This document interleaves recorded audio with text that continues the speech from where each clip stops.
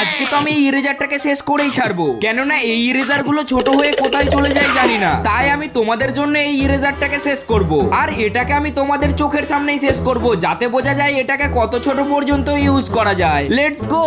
এরপর আমি পেন্সিল দিয়ে লেখা একটা বুক নিয়ে নিই, তারপরে আমি আমার সব এনার্জি দিয়ে ইরেজারটাকে ঘষতে থাকি। আর এটাকে ঘষে ঘষে শেষ করতে তো আমার বেশ ভালোই লাগছিল, কিন্তু এই ভালো লাগাটা তো বেশিক্ষণ স্থায়ী হলো না। কিছুক্ষণ ঘষার পরেই তো আমার হাতটা ব্যথা করতে শুরু করলো, আর এই ইরেজারটা তো অনেক সামান্য ক্ষয় হয়েছে। আজকে যত দেরি হোক না কেন এটাকে তো আমি শেষ করেই ছাড়বো। এরপর এটাকে আমি আরো ফুল পিটে ঘষতে লাগলাম, যার কারণে তো পেজগুলো ছিঁড়ে যেতে লাগলো। আর এটাকে শেষ করতে তো আমার অনেক কষ্ট হচ্ছিল, আর এটার থেকেও সব থেকে বেশি কষ্ট হলো চ্যানেলটাকে সাবস্ক্রাইব করা। তারপর আমি ইরেজারটাকে একটা দেয়ালের ওপর ঘষতে শুরু করলাম, যাতে এটা খুব তাড়াতাড়ি শেষ হয়। কিন্তু এটাকে 2-3 ঘন্টা ধরে ঘষার পরে দেখো মাত্র এইটুকু বেঁচে আছে, কিন্তু এটাকেও তো আমি শেষ করেই ছাড়বো। তাই আরো কিছুক্ষণ ধরে ঘষার পরে ফাইনালি ইরেজারটা শেষ হয়ে গেল। এরপর তোমরা কমেন্ট করে বলো আর কি কি শেষ করবো।